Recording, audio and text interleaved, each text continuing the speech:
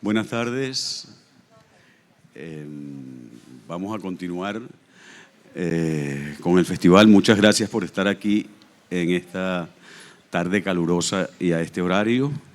Mi nombre es Alberto Barrera y voy a tratar de facilitar un poco la conversación aquí a propósito del tema de la diáspora, ¿no? Se conoce como diáspora también un poco el proceso que ha vivido Venezuela en los últimos años, que es un proceso difícil y raro, complejo, del que espero que hablen bastante, ¿no? Y desde su experiencia, estos tres escritores venezolanos. Es Michelle Roche Rodríguez, que es caraqueña, periodista, ensayista, escritora. Tiene 6 años o no más, 9 años en España, en Madrid, ¿no? Ha escrito un libro que se llama Álbum de Familia, de conversaciones sobre la identidad y la cultura en Venezuela. Un libro de ensayos, Madre mía que estás en el mito, en el 2016. Gente decente, que es un libro de cuentos, Premio Francisco Ayala, y en el 2020 la novela Mala Sangre, publicada por la editorial Anagrama. Rodrigo Blanco Calderón, escritor, cuentista, vive en Málaga desde hace 6 años, antes vivía en París. Tiene varios libros de cuentos. El primero es Una larga fila de hombres. Tiene 2 novelas, The Night, premio Mario Vargas Llosa, en el 2019, 18, la Bienal. Sí. Los terneros, que es un libro de cuentos que se encuentra aquí, y Simpatía, que es una novela, está traducido a varios idiomas y vive también en España. Y Juan Carlos Méndez Guedes, que es como una especie de institución venezolana, ¿no? Que tiene casi 30 años aquí. Llegó en 1996 a estudiar un doctorado en Salamanca y ya se quedó, ¿no? Tiene muchísimos libros publicados, casi toda su obra ha sido publicada en España. Tiene varias novelas, acaba de salir una, Román de la Isla Bararida, que está aquí, ¿no? La montaña de los 7 tambores, La ola detenida, Los maletines, Arena negra. Ha escrito también libros de cuentos, cuentos infantiles, libros de viaje, ensayos. Está traducido. En Francia tienes muchísimas traducciones, ahora sale una traducción de Los maletines al inglés, y tiene el premio Tiflos de cuentos, el premio de cuentos del Ateneo de La Laguna y el premio internacional de novela de la ciudad de Barbastro, ¿no? Entonces, el título o el nombre de este conversatorio, quisiera empezar por ahí para ir de una vez hablando, es Expulsados del paraíso. Quisiera empezar un poco por esa misma frase, que si en serio se sienten expulsados, primero, ¿no? Y si en serio sienten que estaban en un paraíso. Me parecería que podríamos empezar un poco por el nombre de la charla para tratar de acercarnos al tema. Sí, buenas tardes. Sí, en efecto el título de la mesa ya da para muchas cosas. A mí lo primero que me viene a la mente es una novela de Ricardo Azuaje que se titula La expulsión del paraíso, que fue publicada en el año 98-99, que sería muy actual porque es la historia de un hombre que se hace pasar por una mujer para ganar un concurso de novelas escritas por mujeres, así que sería interesante reeditarla. Pero la pregunta, y como la planteas, es muy pertinente, ¿no? Yo creo que yo sí me sentí expulsado de Venezuela, aunque por supuesto se trató de una partida voluntaria, que la medité muy bien, que además yo siento que emigré en condiciones privilegiadas, en el sentido de que me fui en un avión y con una oferta de trabajo, ¿no? Cuando comparamos ese tipo de migración con los que están cruzando a pie por el Darién, arriesgando la vida, se trata de situaciones distintas, aunque forman parte, creo que, del mismo arco dramático y de emociones, ¿no? Ahora, la pregunta es si si donde yo viví pudiera catalogarlo de paraíso, es algo muy problemático, porque en efecto uno tiende a glorificar el pasado, ¿no? En la memoria. Y la verdad, cuando yo me pongo a revisar mis recuerdos, desde que entré en la universidad, por ejemplo, y empecé a escribir, todo lo que yo he escrito, está marcado por Venezuela, por Caracas, y es un lugar infernal, tal y como lo puede encontrar un lector allí. Ahora, ese era mi infierno, ¿no? Y lo extraño cada día, ¿no? Con sus cosas horrendas, con sus cosas preciosas, con su mezcla de emociones, ¿no? Ahora, yendo más en profundidad, la propia noción de expulsión del paraíso a mí me parece muy interesante porque si nos vamos al Génesis y de ahí en adelante, el paraíso es algo que parece que siempre existirá a posteriori, ¿no? Una vez que estás fuera, tú dices, ah, yo estaba en el paraíso, ¿no? Sea lo que eso signifique para cada quien, y yo creo que representa una toma de conciencia, ¿no? Lo es para la pareja bíblica y lo es para todos los que nos sentimos expulsados del paraíso, sea que hayamos emigrado o no. Entonces, creo que esa puede ser una primera línea de reflexión mía. Buenas tardes, muchísimas gracias por acompañarnos hoy. A mí me interesa muchísimo, qué bueno que lo has dejado allí, porque de eso quería hablar yo justamente, del mito bíblico, que es un poco por donde va, de lo que me ocupo yo, digamos, obra por ahora. El mito sí, efectivamente, de la expulsión del paraíso, si se acuerdan, comienza en un momento muy concreto y con una acción muy concreta, que es morder la manzana de la sabiduría como tal, ¿no? Efectivamente, esto es un símbolo del conocimiento como tal, el momento en el que el hombre y la mujer adquieren conocimiento sobre la vida, ¿no? Ese es el momento en el que han perdido toda la noción originaria de que donde estaban era un paraíso y ahora van a la vida real. Acaba el sueño, comienza el mundo real, ¿no? La noción de si donde yo vivía antes y a donde me mudé es un paraíso, pues mira, yo creo que ya eso es bastante evidente que en ninguno de los dos casos, ¿no? Pero en todo caso, la idea del mito que me interesa, la expulsión del paraíso, es ese momento intelectual en el que uno no se siente de ninguna parte. Porque ya yo, después de 9 años viviendo acá, no soy de allá y ya me están oyendo el acento, que tampoco muy de aquí. Bueno, posiblemente de acá de las Canarias un poquito más, pero yo vivo en Madrid. Y siempre hay ese acento en la lengua y ese acento un poco en la cultura y en el pensamiento que uno no se borra, su manera de pensar. Richard Sennett, un autor europeo, publicado hace como unos 10, 15 años, tiene 2 ensayos que son una maravilla, que se llama El extranjero, y él habla de esta condición de extranjería como la condición básica de la intelectualidad, y sobre todo de los escritores y de las escritoras. La idea de que aunque tú estés produciendo dentro de tu propia cultura, siempre puedes ser un poco extranjero y siempre deberías ser un poco extranjero para ver con distancia dónde estás, ¿no? Y poder pues evaluar lo que está pasando. Antes de que yo saliera de Venezuela, yo salí en 2014, Silda Cordoliani, que es una invitada, no está hoy acá, pero es invitada para el festival, dirigió una publicación con varios autores que se habían ido del país para hablar de extranjería, y ella misma, como una venezolana escritora que vivía en Venezuela, todavía vive, propuso la noción de incilio, es decir, vivir en Venezuela y sentirse un poco en el exilio, ¿no? Por un asunto político, evidentemente, porque decíamos que, bueno, que el chavismo había cambiado un poco radicalmente, fue una revolución en el término que nos cambió el estado de las cosas, pero también el estado mental en el que veníamos, y la idea de que el intelectual venezolano dentro del país también tenía que separarse un poco y juzgarse como desde afuera.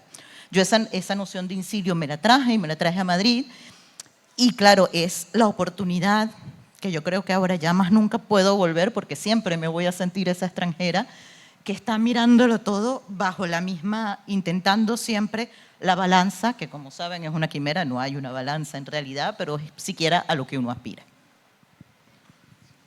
Bueno, Erich Fromm en alguno de sus títulos decía que la expulsión del paraíso era el primer acto de libertad del ser humano. Entonces, eso ya convierte esa expulsión en algo interesante, ¿no? yo no sé hasta qué punto en un escritor, que somos seres tan aburridos, que pasamos horas y horas escribiendo y después leyendo, y el rato que soñamos con lo que vamos a escribir.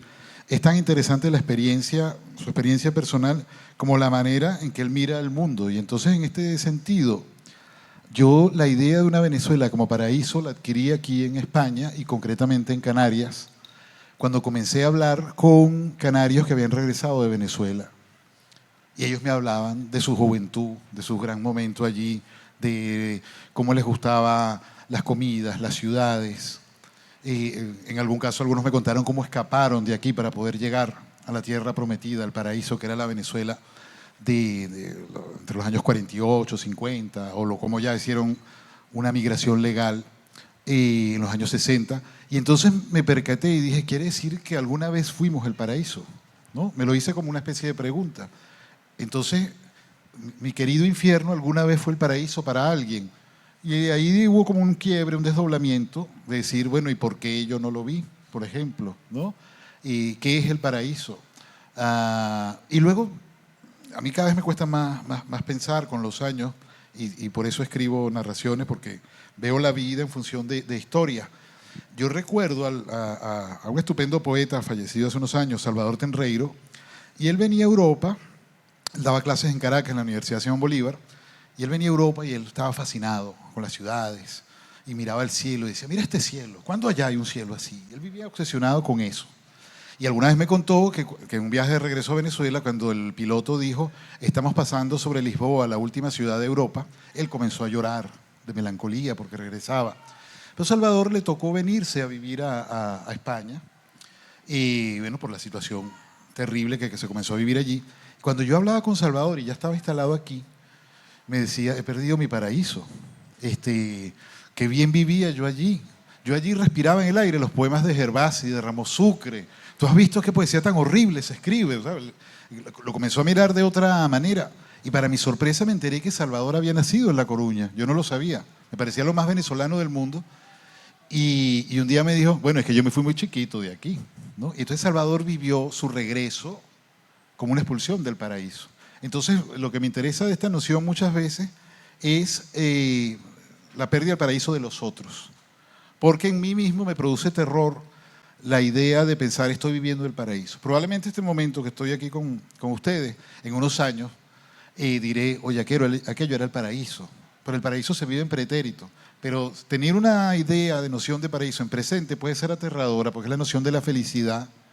Y creo que es una experiencia un poco complicada. Y fíjate, bueno, ha tocado la casualidad que tú eres el moderador, pero hay un poema en un libro tuyo, que yo no me acuerdo de memoria los poemas, en el poema lo voy a glosar porque no me lo sé de memoria, hay una playa, hay una mujer, están las olas, y es un momento como de felicidad infinita, y hay una noción de lo terrible que va a ser que ese momento se va a ir. Eso a mí me produce mucho temor, mucho miedo. O sea, la idea de sentir que estoy tocando el paraíso me asusta profundamente. Entonces prefiero hablar del paraíso perdido de los otros. Bueno, yo tampoco me acuerdo de ese poema. Mira, ahora, mientras los oía hablar, me preguntaba si acariciando esta idea del mito, del juego, de la nostalgia, del desarraigo, no, de alguna manera también estábamos despolitizando el hecho, digamos, ¿no?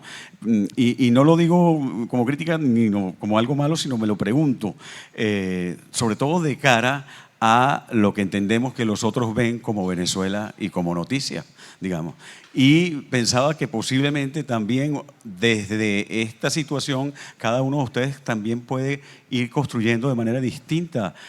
No voy a decir exilio porque no sé si se sienten bien con la palabra exilio, digamos, ¿no? Pero ser parte de la diáspora.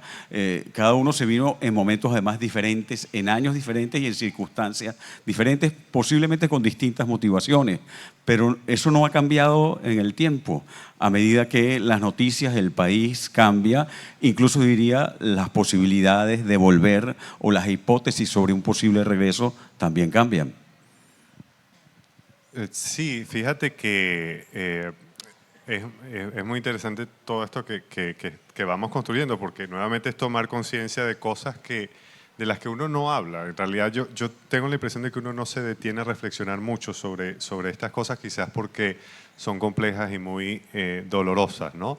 Pero, por ejemplo, yo siempre tuve problemas con definirme como exiliado, porque eso bueno, semánticamente está vinculado más, por ejemplo, al exilio producto de la Guerra Civil Española. Eso está registrado además en el diccionario de María Moliner. Y yo siempre tenía claro que yo me marché por una decisión personal, pero a los 3 o 4 años fue como que explotó en mí esa sensación de extrañamiento total, ¿no?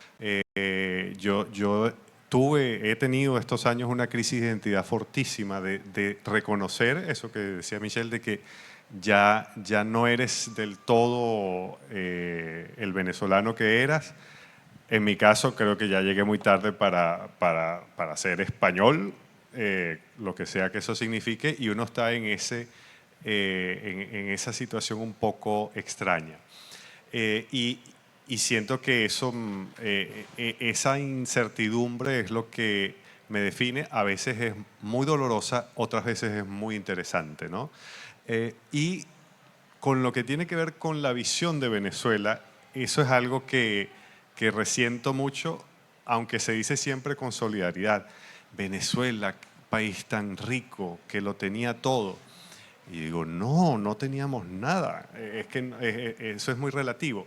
Pero es interesante que la primera nota sobre Venezuela, el primer registro sobre Venezuela se da en esos términos, que es el de la cuarta carta de Cristóbal Colón cuando se la envía a los reyes y llega a Venezuela en el tercer viaje y dice, Su Majestad, he hallado el paraíso en la tierra. Y Colón lo decía, creía que era verdad, que él había encontrado el paraíso terrenal. Y ese mito, eso lo estudió muy bien Elías Pino Iturreta, nos ha pesado tremendamente, porque luego vino el petróleo como la confirmación mineral y económica de que sí, esto es el paraíso, ¿no? Y es amargo cuando a mí me dicen eso, porque es lo que tú dices, creo que tiene mucho de mito y que borra involuntariamente el costado político y profundamente humano. Y esa es una visión sobre Venezuela que muchos venezolanos comparten, que el venezolano se sentía millonario, así fuese pobre. ¿Por qué? Porque debajo de sus pies tenía los mayores yacimientos de petróleo del mundo, ¿no? Todavía fíjate, si mal no recuerdo, voy a seguir conectando mitos con lo que ha dicho Rodrigo.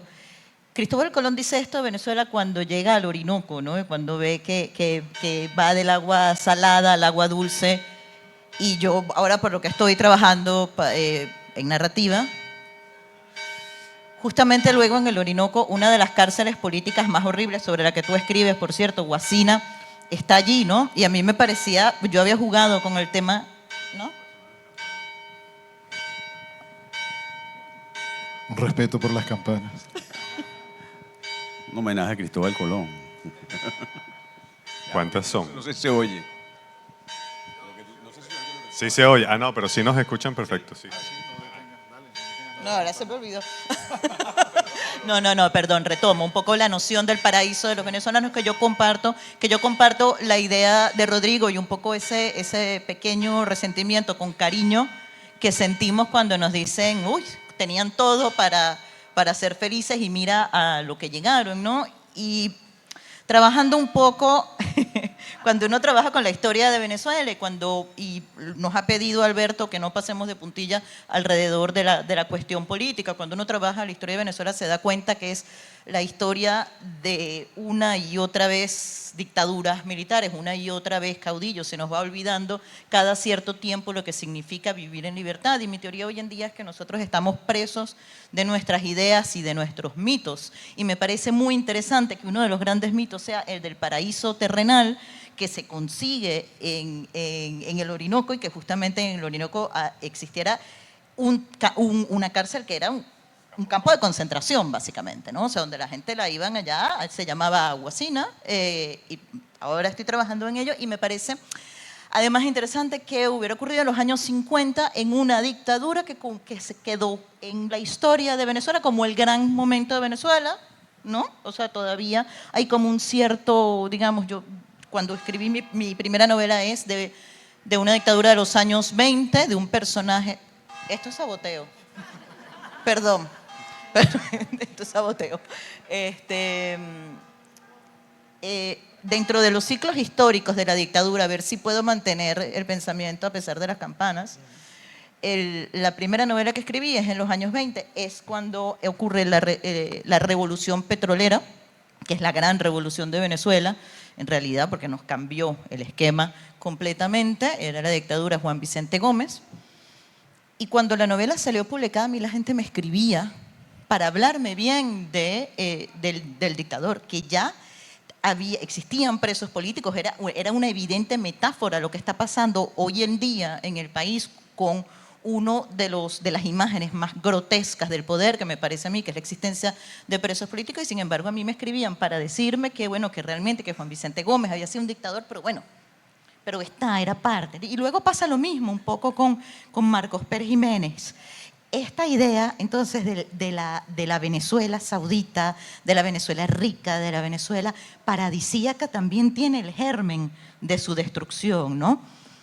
Y esta historia pequeña que les estoy contando de los caudillos y de los gobiernos militares me trae un poco también para hablarles cómo ha cambiado esto, mi manera de ver el país y de escribir, que creo que realmente era tu pregunta original.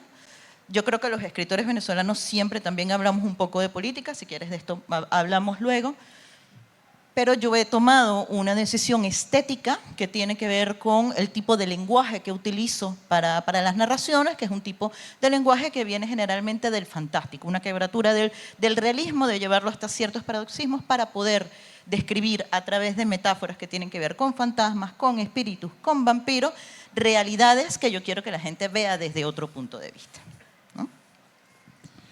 Ay, Michelle, has comentado una cosa interesante, esa vinculación del Orinoco. Cuando Colón habla del paraíso es porque está en una zona marítima donde el Orinoco desemboca y el agua es un poco dulce. Y es verdad que allí queda una cárcel política de la dictadura, quedaba.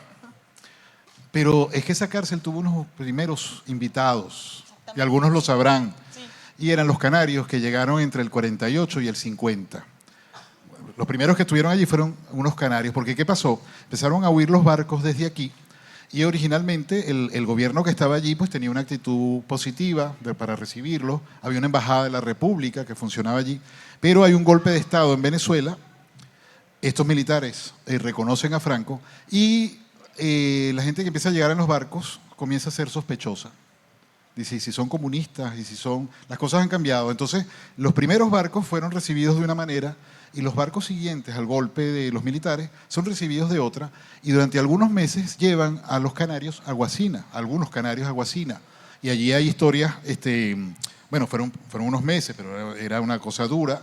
Y hay unas historias súper interesantes como un preso que se ligó a una enfermera y le dijo, mira, yo vine a este país a trabajar, no a estar preso en una isla. Y ella le explicó cómo podías fingir una tuberculosis. Y le dijo, tú finges estos síntomas y ningún médico te va a poner una mano encima y te sacan. Y bueno, y él logró escapar de la isla gracias al amor, ¿no? Y bueno, ellos fueron los primeros que estuvieron allí durante un tiempo.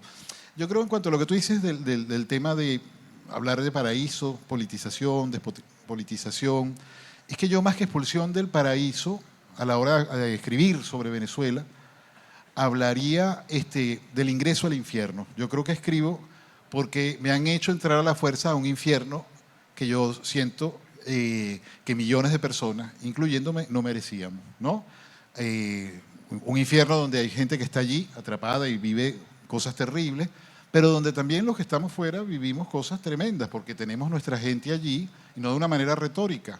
Es la gente que te duele, es a la gente a la que tienes que enviarle un medicamento, a la gente que le tienes que hacer el mercado.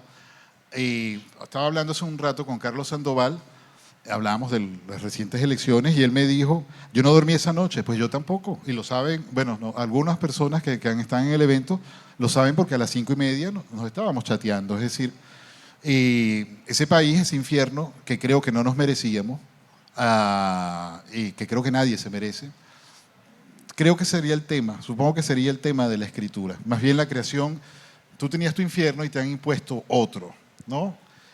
Quienes históricamente les han impuesto el infierno a Venezuela, que son la casta militar. Entonces yo creo que iría por allí, más bien que el tema del paraíso. Pues fíjate, entonces vamos por ahí, me parece muy bien. Yo quería caer un poco también a la escritura, en el sentido, cuando dicen escritores de la diáspora y un poco relacionados con esta urgencia que vive el país. Y tú ponías ahorita casos como concretos, pero yo creo que es parte de una angustia que acompaña a todo escritor que está afuera, a todo venezolano que está afuera, pero nosotros, como escribimos, pues de alguna manera, quiero saber si, digamos, si uno ve las cosas que han escrito ustedes, ¿no? Los libros que han escrito tienen los últimos incluso relación con Venezuela, digamos, ¿no? Y con problemas. Y hay novelas, por ejemplo, en el caso, estoy pensando en Los Maletines, digamos, ¿no? Pero en De hay Simpatía, digamos, tú estás hablando de las dictaduras. ¿Qué escriben ahora? ¿Se han intentado, se han pensado, si se han propuesto en algún momento escribir algo distinto, no relacionado con el tema? Estamos viviendo además en momentos donde a veces el país también parece intoxicarte, es decir, hay una contaminación, estás rodeado de una información que puede ser agobiante, digamos, ¿no? Y donde tú, incluso como creador, quisieras escribir de otra cosa, por ejemplo, ¿no? Y si no sienten que la realidad, esa realidad tan brutal, que es cotidiana, inesperada, sorpresiva, pero que te invade, no está también metiéndose un poco en su trabajo creativo continuamente. Eso podría ser también incluso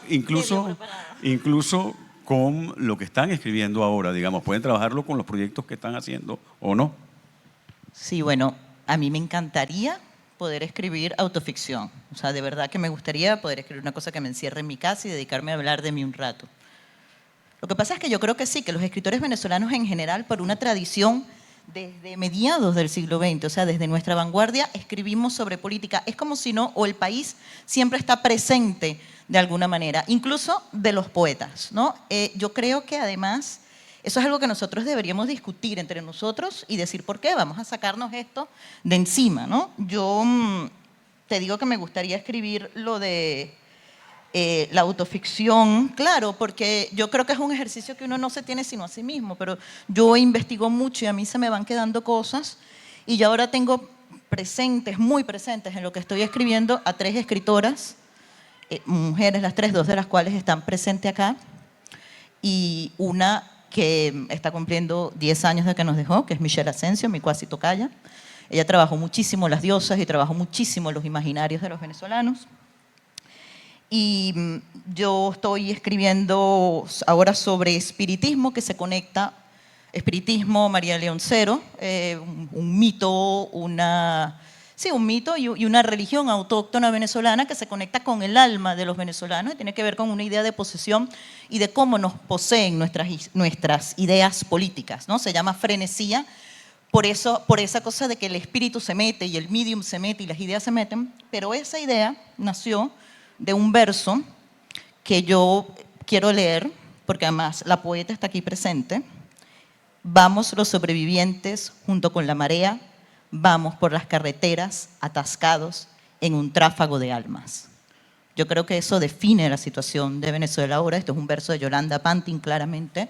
Y a mí este verso me ha acompañado mucho. Tiene 3 años con que yo trabajo con este verso casi todas las semanas, porque en esta misma idea que ya yo les venía contando antes, ¿no? La necesidad de ver cuáles son los mitos, cómo desmontamos nuestros mitos, esta idea de qué está pasando con el alma venezolana, más allá de la situación política, más allá de una coyuntura, qué pasa si cae la dictadura mañana, cómo van este tráfago de almas a construir un país, ¿no?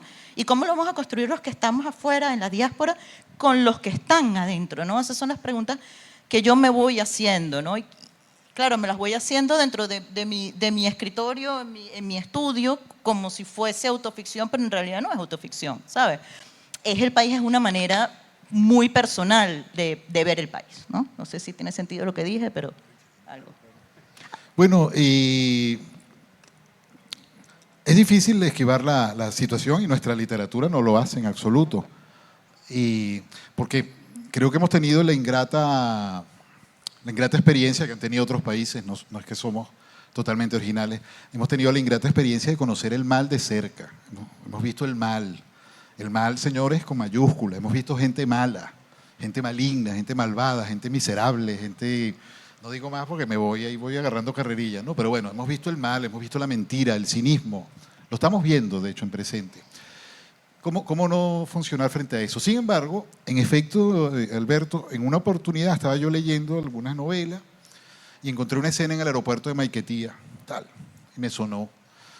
Luego la leí estoy leyendo otra novela y vuelvo a leer una escena en el aeropuerto de Maiquetía, y me sonó. Entonces me doy cuenta que yo he escrito también una escena tensa con la Guardia Nacional en el aeropuerto de Maiquetía y dije, hombre, es inevitable, estamos viviendo ciertas experiencias y autores distintos, ponemos la mirada en el mismo sitio, por lo tanto aquí a nivel estético hay un peligro de comenzar a repetirnos a lo mejor, la cola, la cola por el desabastecimiento, la escena tal, y dije, hay que estar alertas a esto, porque como dijo Rufino Blanco Fombona en alguna oportunidad, lo que él le dañó la vida fue el odio al gomecismo, ¿no?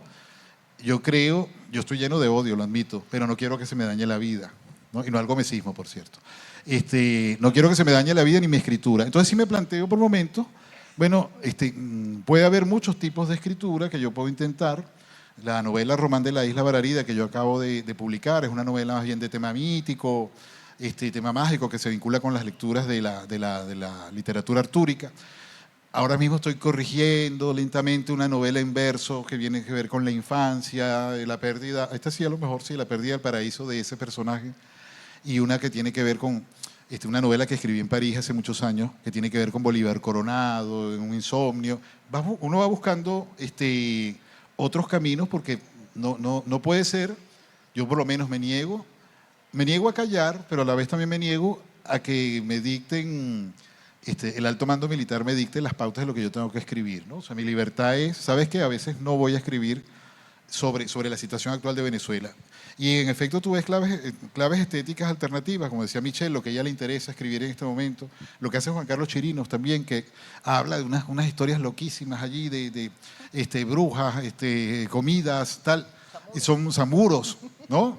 Y al final tiene que ver, Miguel Gómez ha detectado, dice, siempre tiene relación, pero son miradas, son como respiraderos, y que creo que son necesarios y muy respetables. Sí, eso ya desde el punto de vista del oficio de la escritura es un gran asunto, ¿no? Porque cuando uno empieza a imaginar una novela y a construir un mundo, eso es algo que uno se está, como Atenea naciendo de Zeus, uno se lo está sacando de la cabeza y luego es darse cuenta de que uno está compartiendo un imaginario, ¿no?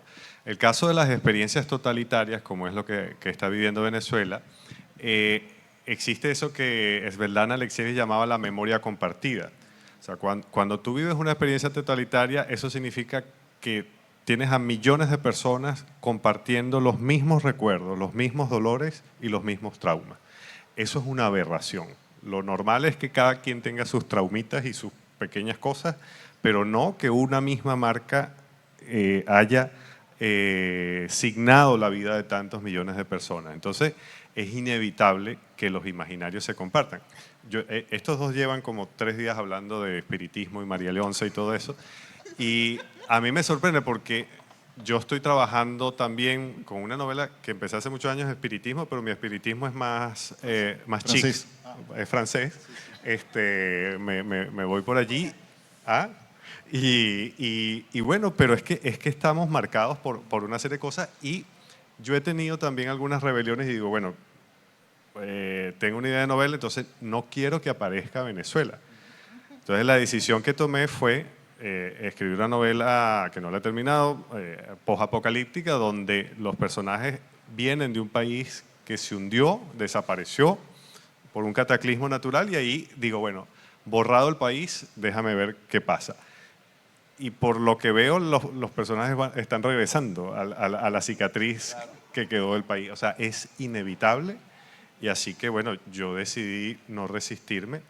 Y además que siento que a un español no se le critica que escriba sobre la Guerra Civil Española, a un argentino no se le critica que escriba sobre la dictadura de Videla, pero a veces en algunos medios a nosotros se nos critica que como si fuese una obsesión con un tema de una experiencia del mal que además no ha terminado. O sea, que sigue.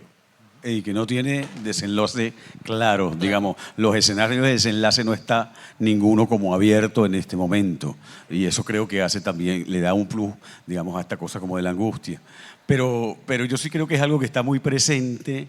Y yo quería retomar también esta idea del cambio que ha producido. Yo creo que la migración, por ejemplo, la crisis migratoria y esto que llamamos la diáspora, es un sacudón enorme en el ADN cultural venezolano. Nosotros, los venezolanos, no migrábamos. Éramos lo contrario, éramos el país rico que recibía migrantes, migrantes pobres o económicos o que huían políticamente y que venían a servirnos. Digamos, había una mentalidad del país rico. Éramos los ricos de América, éramos en el fondo el único estado petrolero de América Latina. Y eso ahora ha producido un cambio, creo que fundamental, que habrá que ver. Yo, para no desviarnos, ¿o tú querías decir algo? Que te veo así como empuñando el micrófono, ¿no? No, quería retomar un poco esa misma pregunta, digamos, seguir el diálogo, que siguieran conversando a partir de lo otro que es la recepción. Es decir, ahorita hace un rato con Ana Teresa Torres en un programa de radio hablábamos de lo difícil, digamos, que hay una literatura venezolana muy viva, que se escribe mucho desde diferentes sitios, digamos, hay escritores venezolanos repartidos en España, en Argentina, en México, en Estados Unidos, en Venezuela también, pero con muchas dificultades de publicación.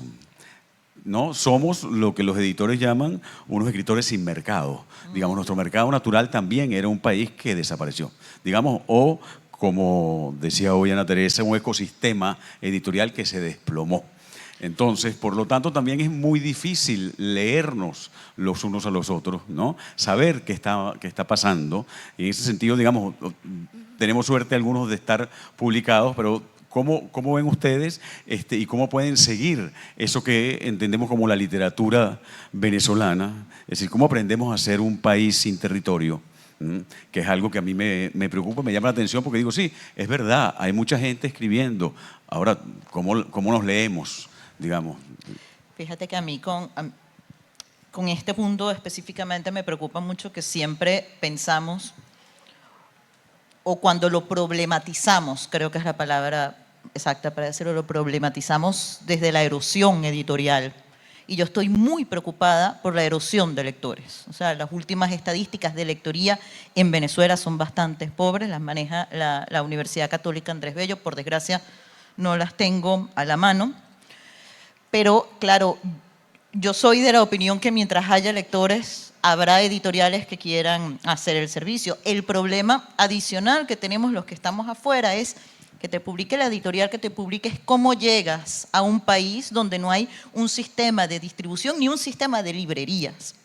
Pero el problema original para que no haya un sistema de librerías es que no hay interés en mantenerla, porque hay problemas, claro, quizás hay problemas que son mayores a la necesidad de tener librerías, pero esto en sí mismo es una tragedia.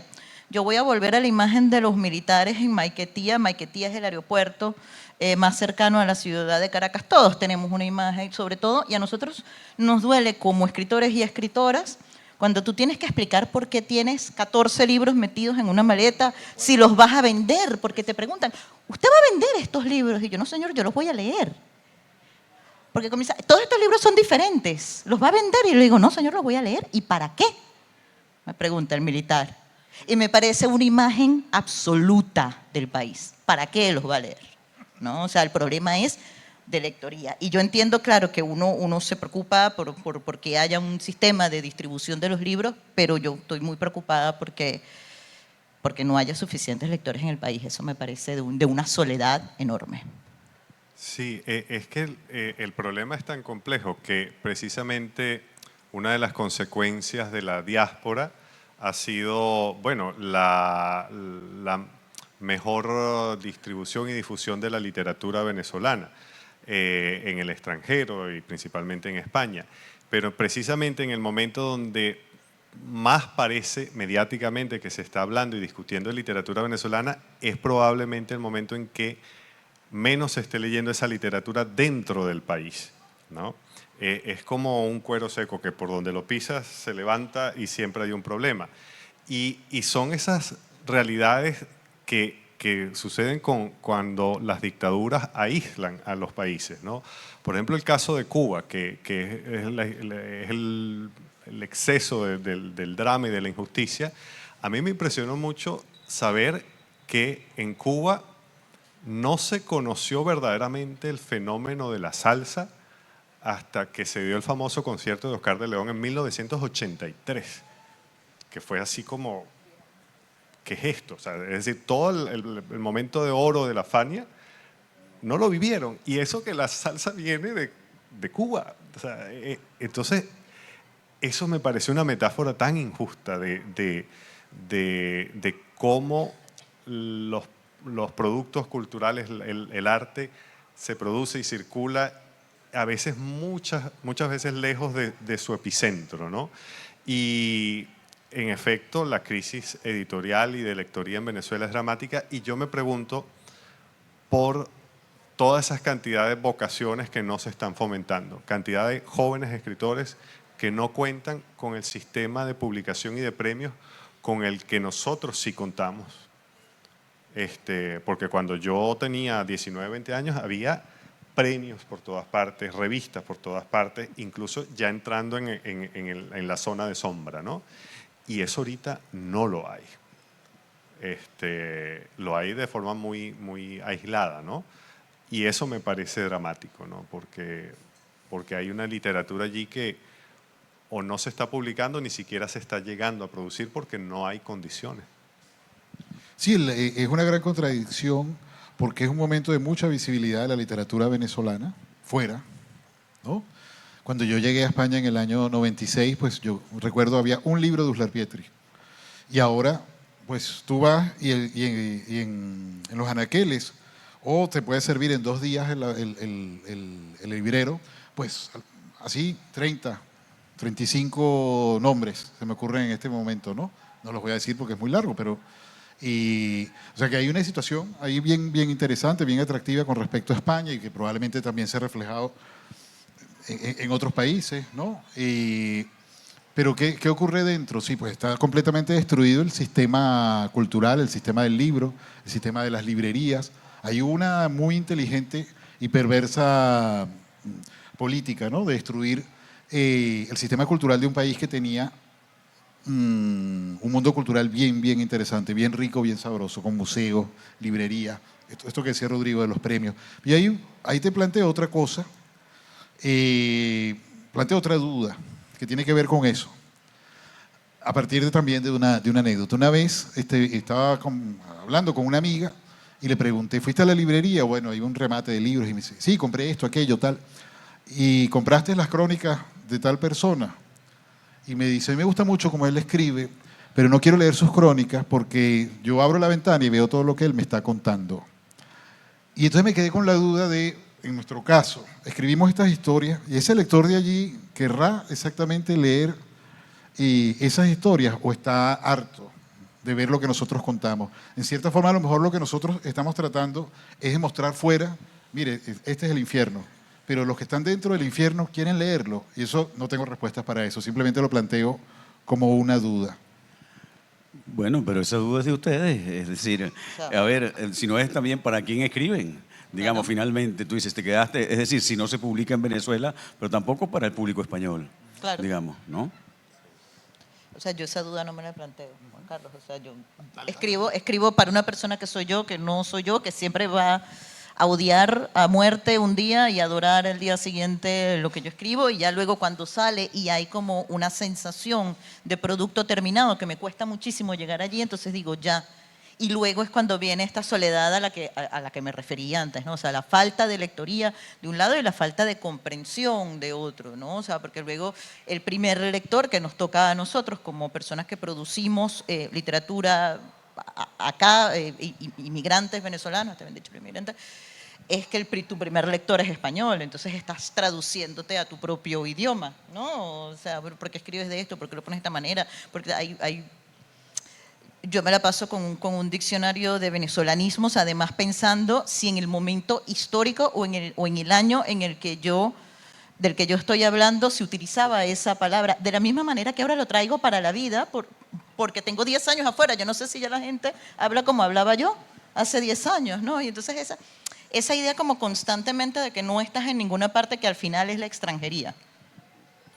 Sí, solo para sumar la paradoja, para ahorita que Rodrigo va a dar una respuesta luminosa a todo esto. Fíjate que yo pensaba ahorita que estabas hablando tú, Rodrigo, cuando éramos muchachos, todos diferentes momentos, ¿entiendes? Para que no me miren así, ¿entiendes? ¿No? Cuando éramos muchachos, nosotros soñábamos con publicar en España. O sea, lo que todos anhelábamos era llegar a la metrópoli, estar en una editorial, digamos, ¿no? Española, y no se sabía muy bien cómo se hacía eso, digamos, ¿no? Ahora, paradoja del tiempo, estamos aquí, ¿no? Y no tenemos lo que está atrás. Y decimos, ¿y cómo llegamos a nuestros lectores, digamos? Sí, no, es tal cual esa situación, ¿no? Y esa eterna insatisfacción conecta un poco con esa idea con que comenzamos del paraíso, ¿no? El paraíso es algo que aparece, la condición del paraíso es ser expulsado, ¿no? Para poder verlo. Y sí, yo tengo una nostalgia tremenda, una tristeza tremenda cuando va a salir un libro mío, que siempre da un poquito de tristeza, ¿no? Una pequeña depresión postparto, pero saber que el libro no va a llegar a Venezuela. Eso a mí, eso sí es una cuenta que yo le tengo también al chavismo, ¿no? Es algo que me ha hecho, ¿no? Además de las muchas cosas que me ha hecho y nos ha hecho a todos, ¿no? Y es en efecto sí, muy doloroso, porque las dimensiones de las dificultades de la circulación del libro allá son tan grandes. Hace poco en Twitter la cadena Tecniciencia, que es una cadena de libros en Venezuela, decía, tenemos de nuevo The Night de Rodrigo Blanco. Yo me preocupé y me emocioné porque digo, bueno, ¿pero dónde lo sacaron? De mi edición de madera fina. Y qué bueno. Y cuando hablé, me dicen, no, son unos 12 ejemplares que aparecieron. Y eso basta para cubrir la demanda del país. Desde junio, me dicen, se ha vendido 2. O sea, 12 libros es lo que puede copar un título mío ahorita en el mercado. O sea, son unas cifras dramáticas. Claro, para poner en contexto, son 2 porque un libro puede costar el sueldo de una persona. Digamos, hay un contexto terrible donde hace imposible eso, ¿no? Nosotros teníamos una editorial también, Curiara, y digo teníamos porque teníamos, ya noté el ¿ves? pasado. Es que es muy difícil y nuestro interés era tratar de traer libros de fuera y publicarlos, pero se hace imposible por los costos.